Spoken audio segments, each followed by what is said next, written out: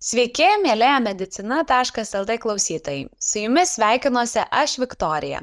Labai džiugu, kad mūsų klausytojų ir pašnekovo ratas vis pildosi. O šiandien pas mus laidoje svečiuojas Lietuvos sveikatos mokslo universiteto ligoninės Kauno klinikų vaiko raidos ir reabilitacijos skyriaus vadovė, docentė, gydytoja vaikų neurologė Indrė Bakarienė. Labą dieną, gydytoja. Labą dieną visiems. Šiais laikais gan įprasta matyti, kad nuo mažens vaikui yra leidžiama naudotis ekranais, žiūrėti televizorių, žaisti telefonu ar net turėti nuosavą planšetinį kompiuterį. Ką apie tai mano specialistai ir kokią tai turi įtaką vaikų raidai? Būtent šiandien apie tai ir pakalbėsime. Gal galėtumėte, gydytoja, trumpai priminti įprastą vaiko raidą? Jo, įprasta vaiko raida, taip, keliais žodžiais turbūt apibūdinti būtų sudėtinga, bet ką reikėtų suprasti, tai, kad vis tik pirmaisiais, maksimum 3 gyvenimo metais yra tas laikas, kuomet intensyviausiai formuojasi žmogaus smegenis. Ir tas smegenų formavimas įveikia kaip ir 2 procesai. Vienas tai yra, aišku, genetinė programa, jo dėka smegenys, smegenų ląstelės jau žino, kaip ten augti, diferencijuotis, auginti nervinės ataugas, formuoti nervinius tinklus. Šitų procesų mes jau pakeisti negalim, ar ne, genai jau kokie yra, tokie yra. Bet kitas labai svarbus veiksnys, būtent smegenų raidai, tai yra aplinka. Smegenų vystymuisi būtini 2 dalykai. Tai, ką mes medikai vadinam sensomotoriniu tyrinėjimu, ir kitas dalykas socialinio komunikacija. Sensomotorinis tyrinėjimas suprantamas kaip toks dalykas, kad visi maži vaikai labai daug juda, jeigu nevaržom jų judėjimo, ir jie judėdami gauna labai daug pojūčių, nes judant stimuliuojami tie receptoriai, kurie yra ten sąnariuose, raiščiuose, raumenyse, tie proprioreceptoriai, stimuliuojamų pusiausvyros receptoriai, jis mato, atstumai iki daiktų keičiasi, daiktų ten tarpusavio padėtis keičiasi, jisai girdi daugelį dalykų, garso šaltinio padėtis keičiasi, kai tu judi. Ir kai smegenys gauna labai daug tos jutiminės informacijos, jos mokosi ją apdoroti ir toleruoti, ta vadinama sensorinė integracija formuojasi. Ir lygiai taip pat labai svarbus tas bendravimas su suaugusiu žmogum. Dabar mes jau žinom, kad ta socialinė raida yra pati intensyviausia raidos ta rūšis tam ankstyvam amžiui. 24 valandų kūdikis jau puikiai skiria žmogaus veidą ir išskiria iš aplinkos.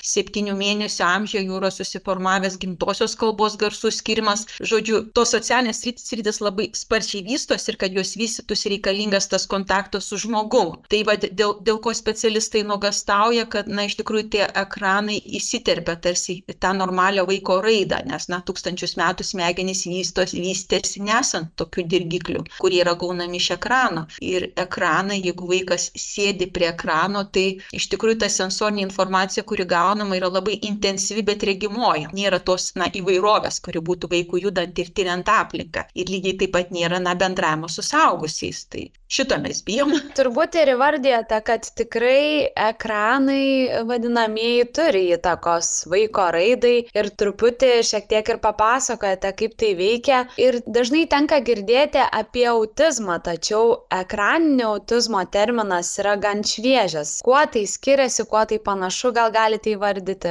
Istoriškai tai 2018 metais rumunų psichologas Marius Zamfir, jisai aprašė ekraninį autizmą. Iš tikrųjų, jis aprašė tokias situacijas, kai maži vaikai iki 2 metų amžiaus, jeigu jie daugiau negu 4 valandas praleidžia prie ekrano, tie vaikai, jie elgėsi ir bendravo taip, kaip vaikai turintys autizmą. Ta prasme, buvo sutrikus jų socialinės komunikacijos raida, jie buvo jautrus aplinkai, jie buvo hiperaktyvūs, nesukaupė dėmesio ir panašiai. Ir jisai tai pavadino ekraniniu autizmu. Jisai manė, kad tai iš tikrųjų yra dėl tam tikro vaiko apleistumo, nes jis lygino tuos ekraninius vaikus su Rumunijos kūdikių namų vaikais. Nežinau, ar žino klausytojai tokią istoriją, bet Čaučeskų laikais, čia senai, komunistiniai tai Rumunijai buvo labai daug kūdikių vaikų namų ir ten vaikai augdavo labai apleisti ir vėliau žlugus režimui tarptautinė bendruomenė susirūpino tais vaikais. Jie buvo ten įvaikinti įvairias išsivysčiusias pasaulio šalis ir tų vaikų aprašymai egzistuoja. Tai būtent jie atrodė, elgėsi taip, kaip būtent tie ekraniniai vaikai, kurie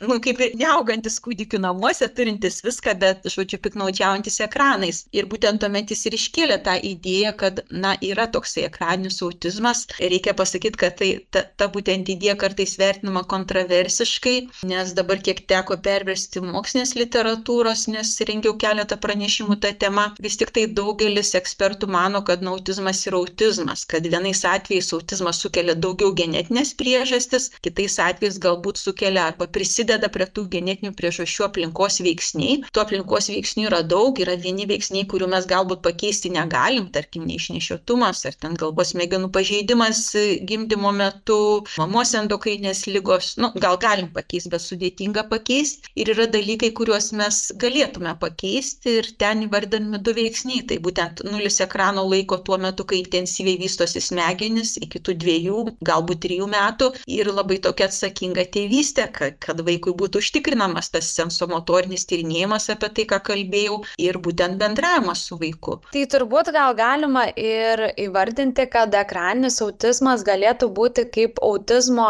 atšaka galbūt? Yra tokių idėjų, aš netgi radau tokių straipsnių, dar įdomiau pavadino postekraninio auklėjimo sindromą, jeigu tai lieka, žodžiu. Bet jo, yra tokių idėjų vis tik ir tyrimų, kad ekraninis autizmas šiek tiek skirtusi nuo to tikrojo autizmo, kad ten truputėlį galbūt geresnės tos vykdomosios smegenų veiklos, kai kurie kiti dalykai. Bet principe, jeigu tas vaikas auga ekrane ir to vaiko mes netimam ir nepradedam jo kažkaip reabilituoti intensyviai, tai vėliau jau, kai jam yra 4, 5, 6 metai, jau jokio skirtumo, ar tas autizmas yra genetinis, ar jisai genetinis plus ekraninis, ar galbūt didžiąją dalį jo sudaro būtent tie aplinkos poveikiai. Šiaip iš tikrųjų ekranai sukelia ne tik tą virtualų autizmą. Šiaip tų tyrimų apie būtent ekrano žalą yra daug mažiem vaikam, kas tikrai žinoma, kad tikrai sutrikdo tą kalbos ir komunikacijos raidą. Mažesnė rizika, kad bus visų raidos sričių atsilikimas, dar šiek tiek mažesnė rizika, kad turės dėmesio koncentracijos hiperaktyvumo sutrikimą. Ir dar kita rizika, kad jeigu jisai turi genetinį polinkį, kad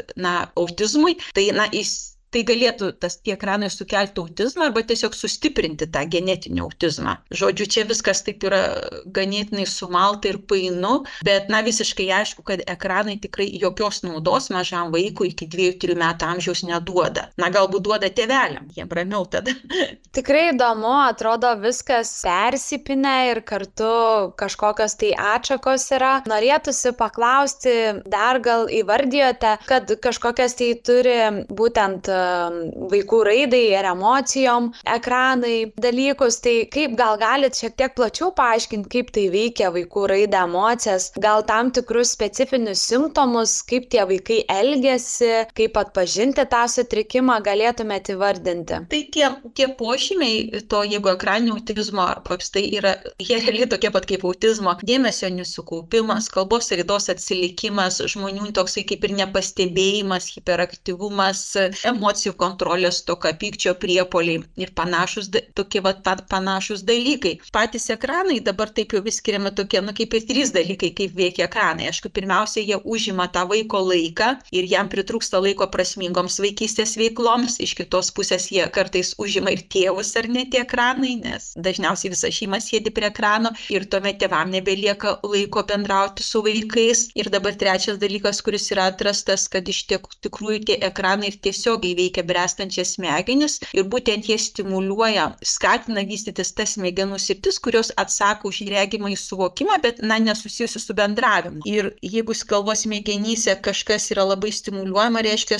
jisai vystosi kitų sričių sąskaita ir manoma, kad tas regimasis suvokimas vystosi būtent tų kalbos ir socialinės komunikacijos smegenų sričių sąskaita. Ir jeigu jau pasigilintume į autizmo patogenezę, kas ir kuo skiriasi autistiškos smegenys nuo neurotipinio žmogaus smegenų, tai irgi yra tai, kad pas juos yra būtent didesnės apimties smegenų žievės tas sritis atsakinga už regimąjį suvokimą. Taigi vienais atvejais reiškia esant genetiniai predispozicijai, jau tas smegenų sritis, žodžiu, išveši ir iš kitos pusės prisideda ta ekraninė stimulacija, tas autistiniai tie pakitimai smegenyse gali būti tampa tarsi ryškesni. Tai iš tikrųjų ta žala yra pakankamai pakankamai didelė. Aišku, yra šiek tiek tokių pavienių atvejo prašymų, kad, jeigu atimti vaiko ekranus tam ankstyvam amžiui, iki ten tų 2-3 metų, iš tikrųjų ir užsimti vaikų taip, kaip, taikyti įprastas tas senovinės ar netėvystės praktikas, tai vaikai pradeda vystyti ženkliai geriau ir padaro didelę pažangą. Užsiminėt tarsi apie laiką, ar ne, kad atima tiek vaiko, tiek šeimos laiką ekranai. Tai vat būtų įdomu, ar yra kažkoks saugus ekranų laikas, tarkim 30 minučių, valanda, ar tai priklauso nuo amžiaus, kiek mes galime tų ekranų duoti vaikams, nes šiais laikais turbūt daugelis tėvelių be tų ekranų įsisukti vis tik negali. Jeigu negali, ar yra kažkoks tai saugus laikas? Iš tikrųjų, tyrimai dar kaip ir naujai pradėti, ar ne, 2018 metai, tai visko labai įvairiai yra nurodoma. Yra autorių, kurie sako, kad svarbu ne laikas, o būtent amžius, kuomet tie ekranai naudojami, angliškai sako ne time, o timing, ar ne, tas laikas. Ir manoma, kad labai jau būtų, neatsakinga ir pavojinga duoti ekraną kūdikiui, tarkim, nuo 7 mėnesių, nuo 12 mėnesių, nes jeigu žiūrime tą smegenų brandą, tai 7 mėnesiai yra tas amžius, kai pradeda formuotis tas bendras dėmesys, kontaktas su žmogum, pamėgdžiojimas, kiti dalykai. Tai ten jau ekrano būtų žala didžiulė. Toliau vis tik tai rizikos veiksnių ekraniniam autizmui dauguma laiko 2 valandas, kad jeigu mažas vaikas iki 2 metų daugiau nei 2 valandas per dieną leidžia prie ekrano, tai jau laikoma kaip ir rizikos veiksnių autizmui, bet tai irgi atėjo iš vieno tokio tyrimo, kur Japonijoje ten buvo didžiulis tyrimas, jie žiūrėjo kiek 12 mėnesių kūdikiai, kiek jie naudojasi ekranu, kokį laiko tarpsnį ir kokiam procentui tų vaikų, žodžiu, bus nustatytas autizmas, kai jiems eis 3 metai, ir jie atrado, kad tie vaikai, kurie 12 mėnesių amžiuje naudojasi ekranu ten daugiau negu 2 valandas, pasirodo, ten ne 90% 12 mėnesių vaikų naudojasi ekranu, tai žodžiu, tie, kurie naudojasi ekranu daugiau negu 2 valandas, ten kelis kartus jie turėjo didesnę riziką, kad jiems bus nustatytas autizmas. Tai žodžiu, kai kurie laiko būtent tas 2 valandas, Pasaulio sveikatos apsaugos organizacija yra kategoriškesnė, jis sako, kad jeigu mes nežinom, ar tai yra saugu ekranai vaikams iki 2 metų, tai tiesiog turėtume jų nenaudoti ir jų oficialios rekomendacijos yra 0 laiko iki 2 metų. Kaip ir minėjau, turite tikrai didelę patirtį šioje srityje ir labai įdomu būtų jūsų nuomonė. Ką rekomenduotumėt būtent dėl to ekrano amžiaus, ar ne? Ar vis tik rinktumėtės, kad iki 2 metų nerekomenduojama naudotis ekranais dėl neištirtos jų žalos, ar vis tik yra kažkoks tai lankstesnis požiūris? Aš iš tikrųjų nesu labai kategoriška gydytoja ir vis tiek kalbuosi su tėvais. Ir dabar mes tų ekraninių vaikų turim tikrai labai daug ir tiesiog ateina jauni žmonės, kurie, tarkim, gimsta vaikelis, jie nusprendžia, kad jeigu jie dirba nuotoliniu būdu, kartais nusprendžia, ne vieną tokią situaciją turėjus, kad tėvai nusprendė, kad, jeigu jie dirba nuotoliniu būdu, tai jie gali dirbti ir jiem nereikia nei ten tėvystės, nei motinystės atostogų. Ir tas darbas dažnai taip ir būna, kad ir kūdikis prie ekranų, ir abu tėvai ten darbė prie ekranų, bet kai iš tikrųjų ir jie iš nežinojimo dažnai tą padaro ir tada jau ateina su vaikučiu, kuris turi tą tipinį socialinį dėmesį ir jau kai kurios tos autizmo požymius, kai jiem paaiškini, jie tikrai labai įsigąsta ir sunerimsta ir tikrai, taiko tas strategijas ir tada pasirodo, kad galima būti be ekrano, nes tokia atveju ekranai paprastai rekomenduoja atimti ekranus ir jie tą taiko. Jeigu vaikas, kaip gana normaliai vystosi ir kad kažko tai labai tokio blogo nėra, kažkiek aš, nedrauščiau ten kažkokį trumpą laiką pažiūrėti kokį filmuką ar kažkokią mokomąją medžiagą, bet jokių būdų neduočiau ten tiesiog telefono, kaip ten paaugliai sako, scrollinti, taip keisti tą visą informaciją be jokio tikslo. Tai tiesiog viską reikia žiūrėti pagal situaciją.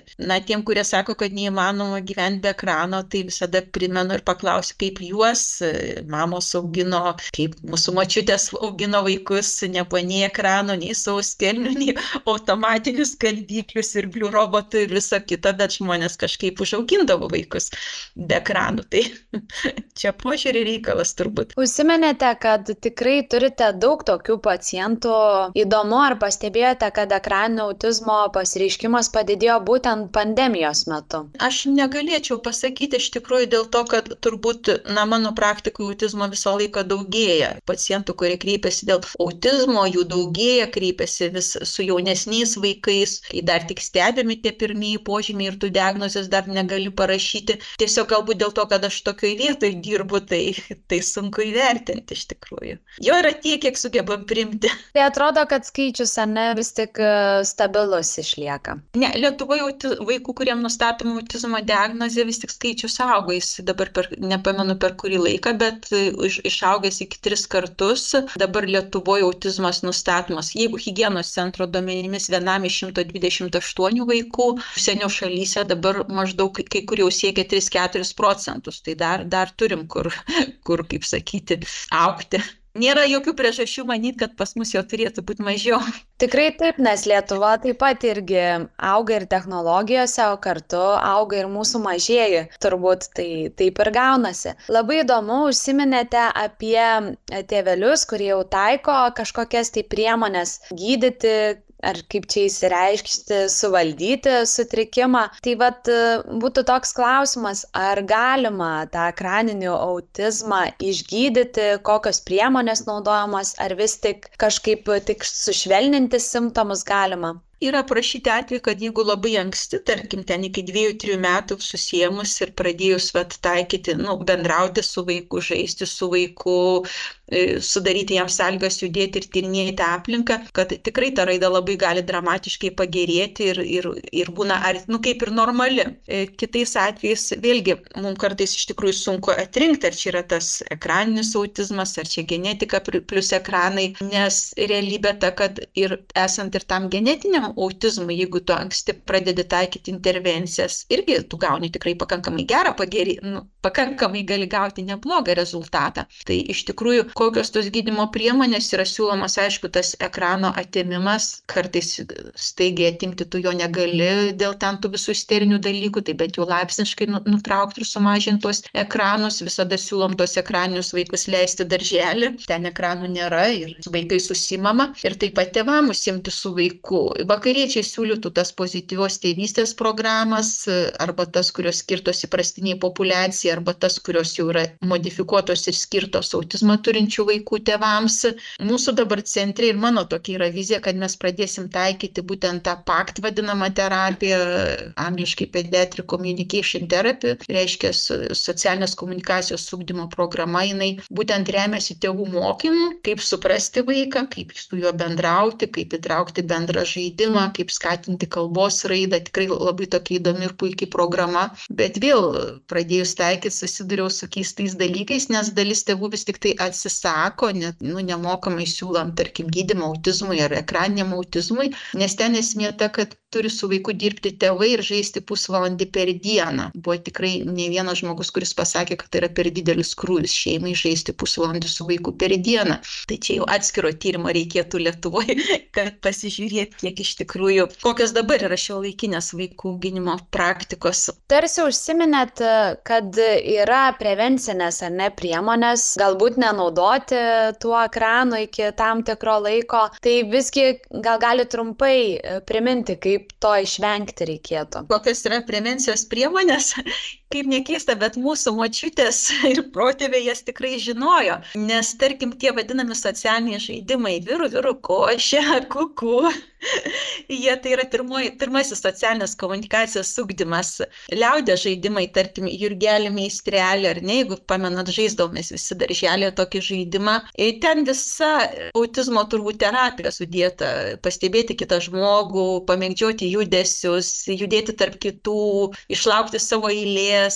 Žodžiu, tie visi socialiniai dalykai visada buvo ugdomi, tik mes juos pamiršom. Dabar, kai aš jau pradėjau važinėti tas užsienio konferencijas, dažnai ten būna pristatoma tokių tyrimų, kur, pavyzdžiui, panaudodami funkcinio magnetinio rezonansą ar net tokius sudėtingus smegenų tyrimo metodus, įsiaiškina, kaip yra naudinga vaikui dainuoti lopšines, arba kaip yra vaikui naudinga skaityti knygeles, arba kaip yra naudinga žaisti socialinius žaidimus, kaip, pavyzdžiui, jurgelį meistrelį. Tai tiesiog turėtume kažkaip labiau atsiminti būtent tas būtent praktikas. Mūsų tėvai tą žinojo ir be funkcinio magnetinio rezonanso, turbūt galbūt evoliucijos, jeigu tai buvo atsiradę, kad tos tautos, kurios mokėjo tos gentis, kurios mokėjo žaisti su vaikais ir ugdė socialinius gebėjimus, turbūt tos visuomenės buvo stipresnės ir gebėjo išlikti. Tai aš taip galvočiau. Mūsų klausosi tikrai nemažai bendrosios praktikos gydytojų ir pas juos lankosi vaikai ir turintis tikrai tokius sutrikimus, manau, ne vieną gydytojai turi tokį pacientą. Gal galit patarti jiems, kada reiktų kreiptis būtent į specialistą ar kada dar galima palaukti būtų? Jo, su tuo palaukti kartais labai sudėtinga. Vis tik dabar šeimos gydytojai turi ten tokias kaip ir gairės, kur atlieka tas psichomotorinės raidos patikras. Jeigu tikrai mato nukrypimus arba jeigu ir nemato, jeigu tėvai turi kažkokių tokių baimių, tai tikrai siūlyčiau nukreipti.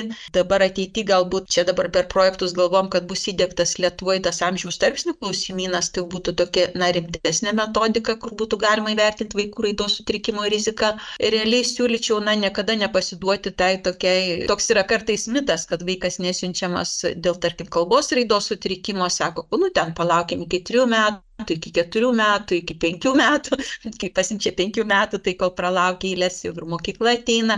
Tai iš tikrųjų nesakyti, kad taip išaugs viskas, kad viskas susitvarkys, nes vaikam augant tarsi yra, prarandamas tas laikas, kai buvo galima kažką pakeisti, bet mes to nepadarėm dėl to, kad laukiam išaugimo. Tai būtent labai atsargiai su tuo, ar išaugs, kad išaugs.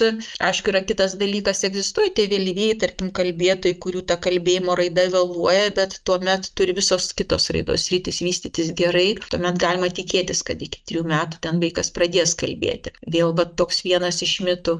Kitas iš mitų būna, kad mūsų giminiai visi vėlai pradeda kalbėti, ten kažkoks pusseserės vaikas pradėjo kalbėti iki 5 metų ar panašiai. Tada paklausiu tų tėvų, kaip tam vaikui sekėsi mokykloje, tai sako, kad blogai, ten reikėjo programos palengvinti, dar kažkokie tokie dalykai. Tai iš tikrųjų, manyčiau, kad šeimos gydytojai turėtų būti budrus ir iš tikrųjų daugiau dėmesio kreipti būtent į tos kalbos ir socialinės raidos sutrikimus. Nes iš savo praktikos matau, kad į judesių raidos sutrikimus šeimos gydytojai tikrai vertina labai budriai ir atsiunčia net su labai minimaliais nukrypimais. Kūdikius, tarkim, su judesių raidos sutrikimais, bet į vaikus su kalbos raidos sutrikimais kažkaip žiūrima dažnai pro pirštus. Tikėkime, kad ir šita tinklalaidė pasitarnaus informacijos sklaidai ir kad gydytojai, kurie išgirs, vis tik galbūt atidžiau pastebės tam tikrus nukrypimus ir nelauks, kada vaikas užaugs, o pasiųs specialistai. Tai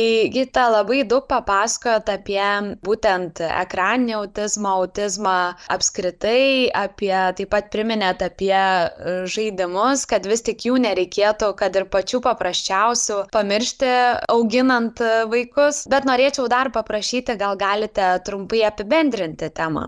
Jeigu jau, kadangi vis tiek tema apie autizmą, tai iš tiesų dabar pasaulis pradeda kalbėti apie autizmo profilaktiką, bet tuos aplinkos veiksnius, kuriuos galima modifikuoti ir eliminuoti. Ir tie veiksniai kaip ir būtų 0 ekrano laiko. Tas tikrai apsaugos nuo ekraninio autizmo. Jeigu yra ta genetinė predispozicija autizmui, tas ekrano eliminavimas, aišku, gali ir neapsaugoti, tačiau yra tikėtina, kad tas autizmo sunkumas bus mažesnis. Ir taip pat, kad labai svarbu prisiminti tas būtent tėvystės praktikas, kurios buvo naudojamos jau nuo seno visose tautose. Ačiū Gita labai už pasidalintas žinias. Klausytojams linkim nepamiršti ir tautosakos bei išmoktų vaikystėje žaidimų. Iki susitikimo.